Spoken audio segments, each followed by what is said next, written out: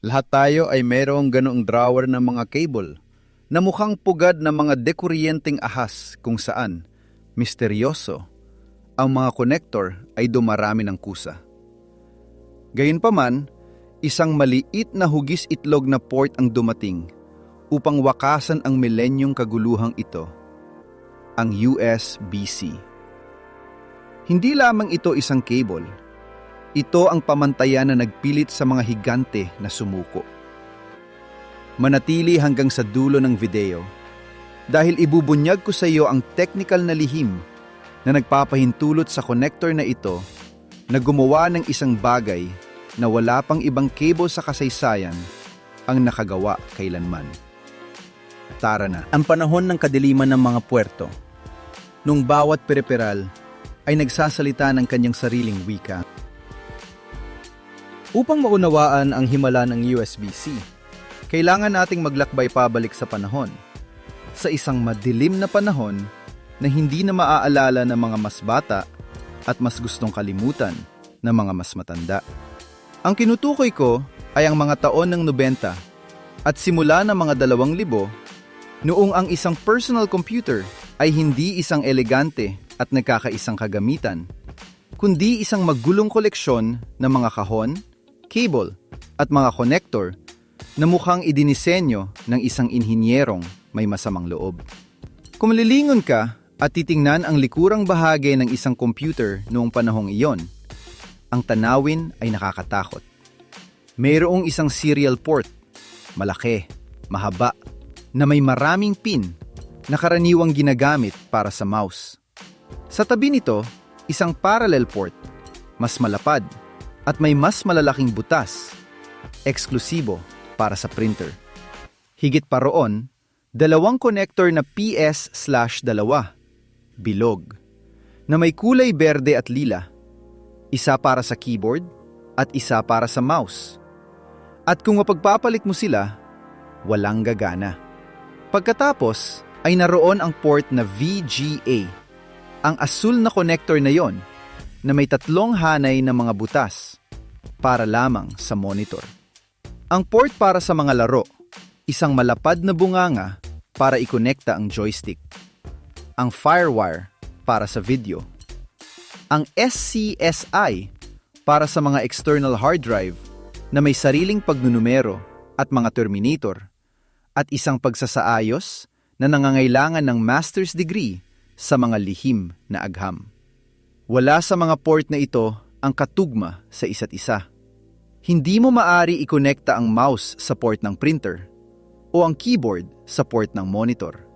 Bawat periperal ay nagsasalita ng sarili nitong wika, humihiling ng sarili nitong konektor, at ang mas malala pa, karamihan ay nangangailangan na i-restart mo ang computer sa tuwing magkukonekta ka ng bago. Ang salitang plug and play ay isang malupit na biro. Ito ay mas katulad ng plug and pray. Ikonekta at magdasal na gumana ito. Ang kaguluhang ito ay hindi nagkataon lamang. Ang bawat pamantayan ay idinisenyo ng iba't ibang kumpanya para sa iba't ibang layunin sa iba't ibang panahon. At lahat sila ay gustong kontrolin ang sarili nilang bahagi ng kita. Ang resulta ay isang pagalit na ekosistema para sa gumagamit, kung saan ang pag-install ng isang simpleng printer ay maaring umabot sa iyo ng isang buong hapon sa pagitan ng mga pagsasaayos, mga driver, at mga pag-restart. May kailangang magbago. Ang tagapagligtas na nangako ng lahat, ang pagkasilang ng USB. Sa pagtatapos ng mga taon ng 90, isang grupo ng 7 higante sa teknolohiya ang nagpasya na sapat na ito. Ang Compaq, Digital Equipment Corporation, IBM, Intel, Microsoft, NEC at Nortel ay nagkaisa para sa isang ambisyosong layunin. Lumika ng isang universal na pamantayan na papatay sa lahat ng iba pa. Tinawag nila itong Universal Serial Bus, USB. At ang pangako ay kasing simple ng pagiging revolusyonaryo. Isang solong konektor para sa lahat ng mga periperal, nagagana ng hindi nagre-restart na mura at maaring magbigay ng kuryente sa maliliit na aparato nang hindi nangangailangan ng saksakan.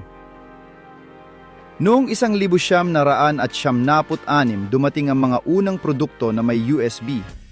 Ngunit, noong 1978 kasama ang iMac ng Apple, na ang USB ay talagang naging tanyag. Ang Apple, sa isang mapanghas na hakbang, ay inalis ang lahat ng mga lumang port ng computer nito at nag-iwan lamang ng 2 USB connector. Nagreklamo ang industriya, nagreklamo ang mga gumagamit, ngunit sa huli, ang lahat ay kailangang mag-adjust. At gumana ito. Ang connector na natutunan nating lahat na kilalanin ay ang USB tipo A. Ang patag na parehaba na yon na may hugis na mukhang simple, ngunit nagtatago ng isang sumpa. Hindi kailanman pumapasok sa unang pagkakataon.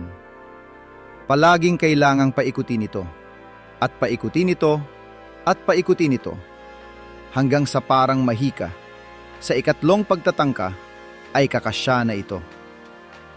Idinisenyo ng mga inhinyero ang asimetrikong konektor ng sadya upang matiyak ang isang matatag na koneksyon.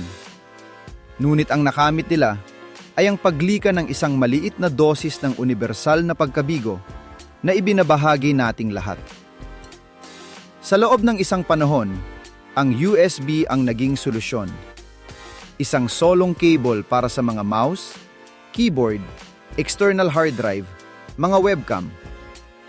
Ang kaguluhan ay tila natapos na. Ngunit pagkatapos ay may nangyaring hindi inaasahan ng sinuman.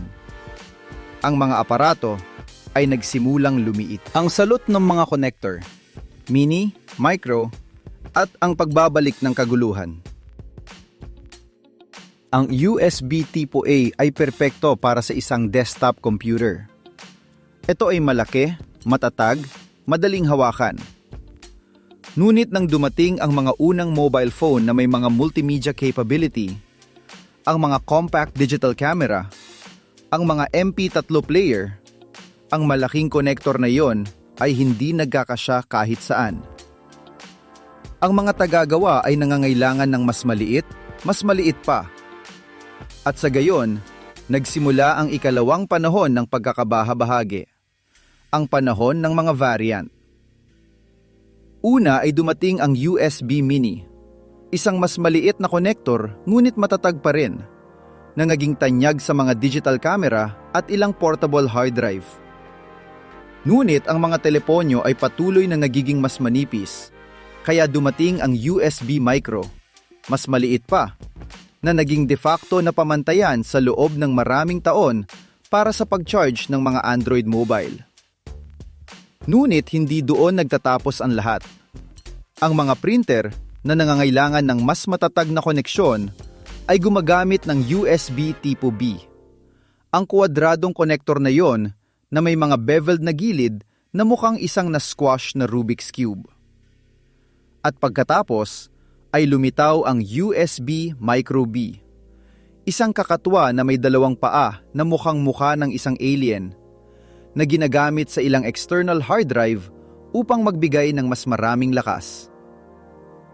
Sa loob ng mas mababa sa isang dekada, lumipat tayo mula sa isang solong pamantayan patungo sa isang sopas ng mga titik ng mga hindi katugmang konektor. USB-A, USB-B, USB Mini-A, USB Mini-B, USB Micro-A, USB Micro-B. Lahat sila ay tumutupad sa parehong pangunahing tungkulin, maglipat ng data at enerhiya, ngunit wala sa kanila ang katugma sa isa't isa. Ang pangarap ng universal na cable ay namatay. Tayo ay muling nasa kaguluhan. Kaya lang ngayon ang mga cable ay mas maliit at mahirap makilala. Napagtanto ng industriya na kailangan nito ng isang himala. Hindi sila maaring magpatuloy ng ganito.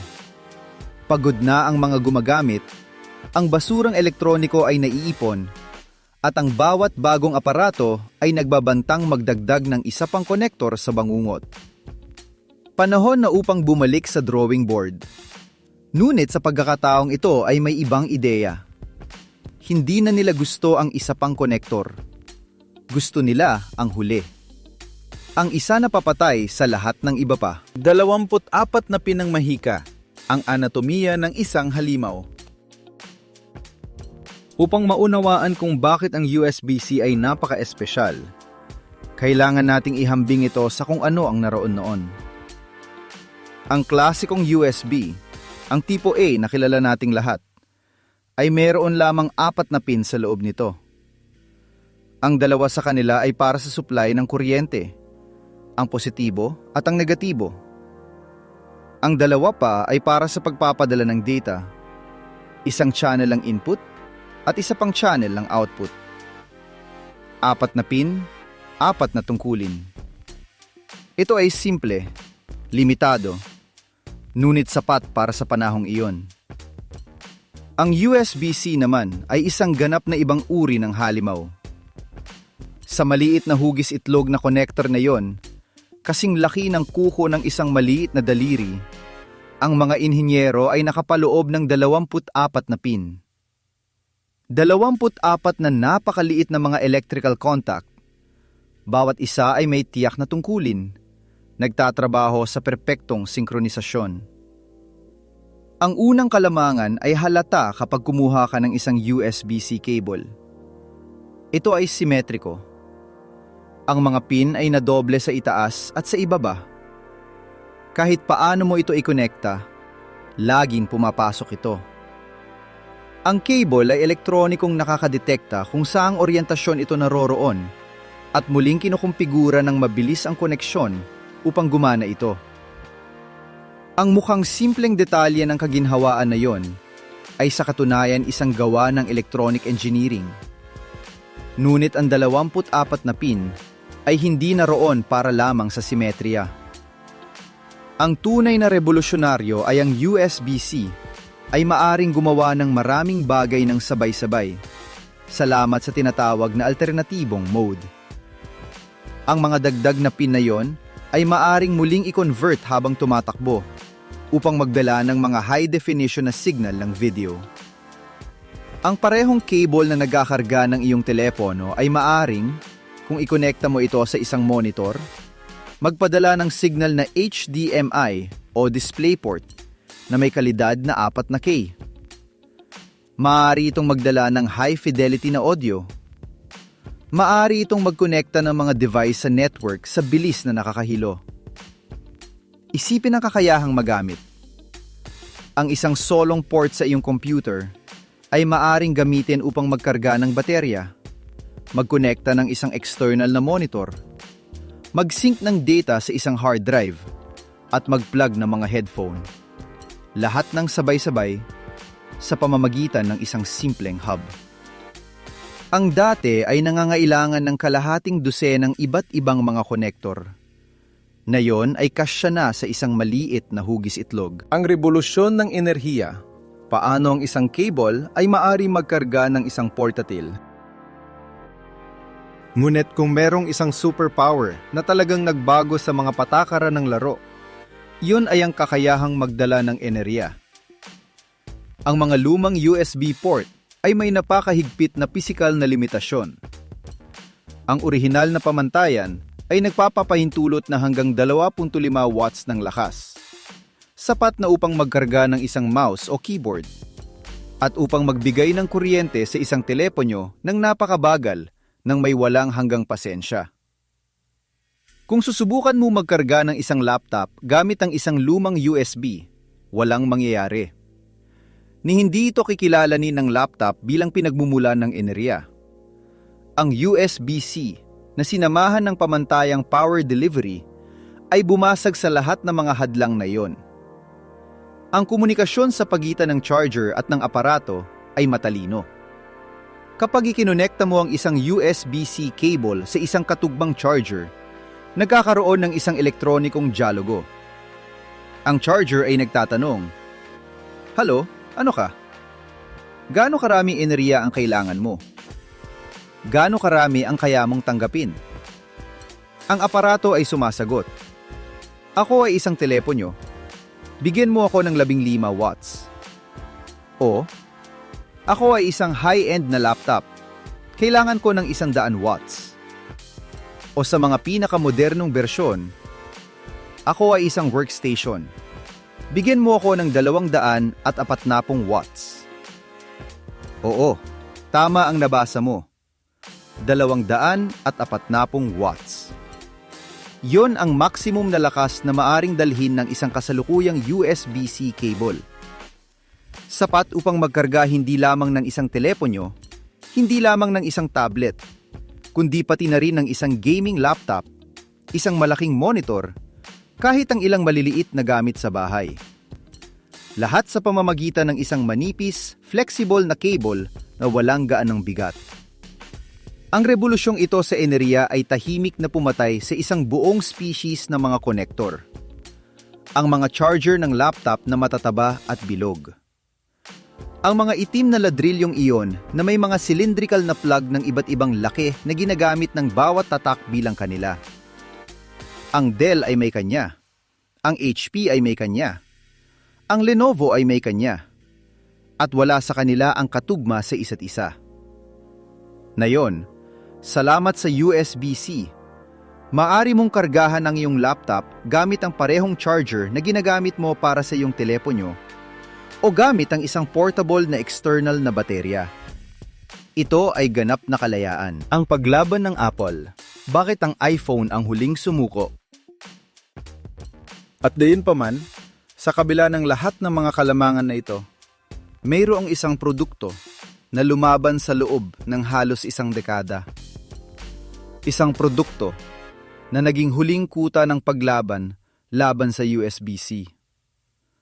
Ang tinutukoy ko, syempre, ay ang iPhone.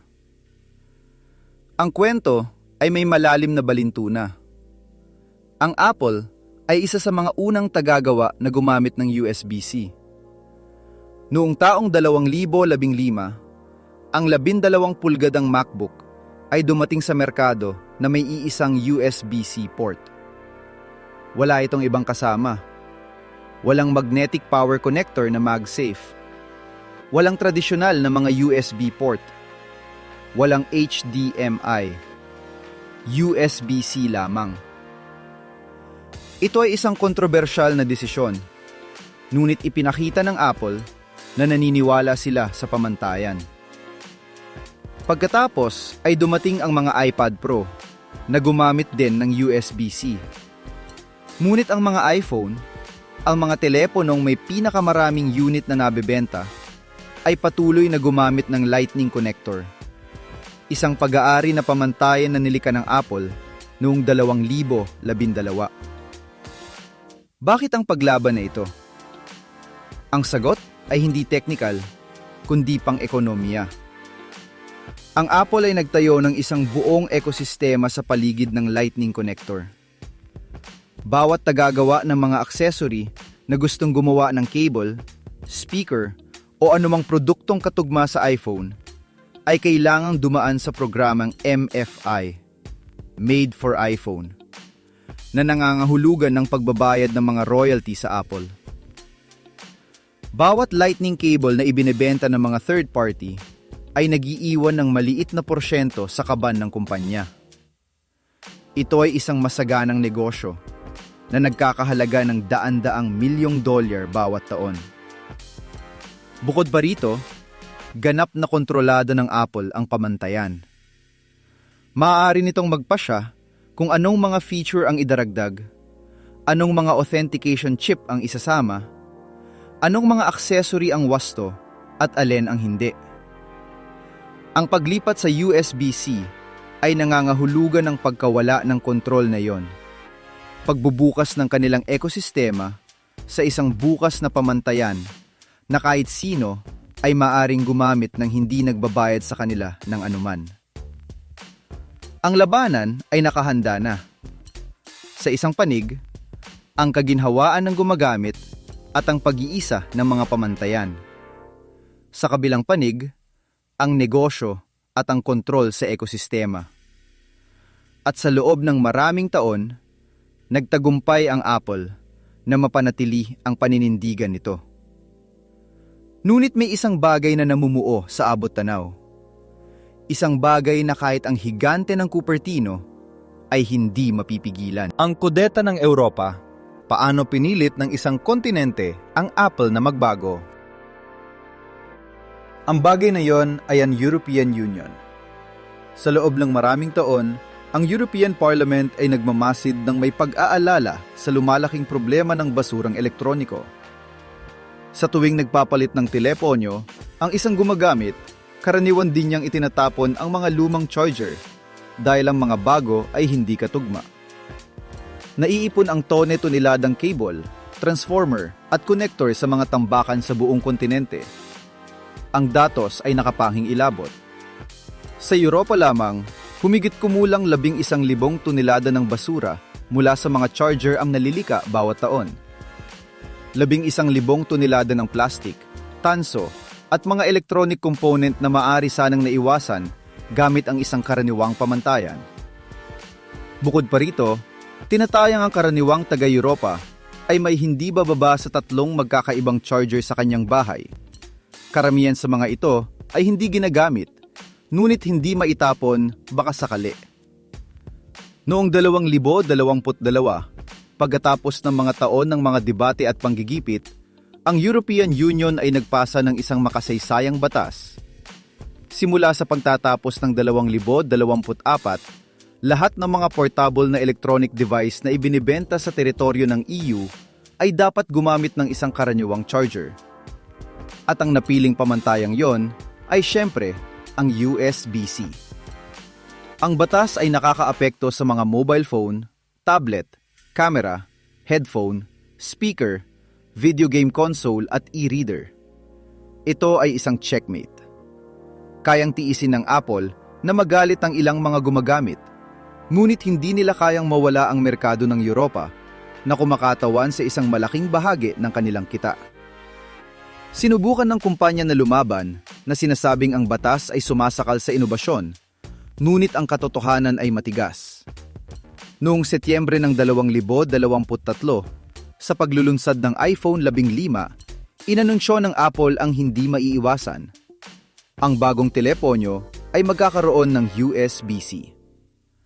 Ang Lightning Connector, pagkatapos ng 11 taon ng paghahari, ay naging bahagi na ng kasaysayan.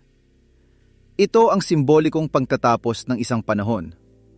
Sa unang pagkakataon, ang isang gumagamit ay maaring bumili ng anumang teleponyo, ng anumang tatak, at gamitin ang parehong cable para kargahan ito.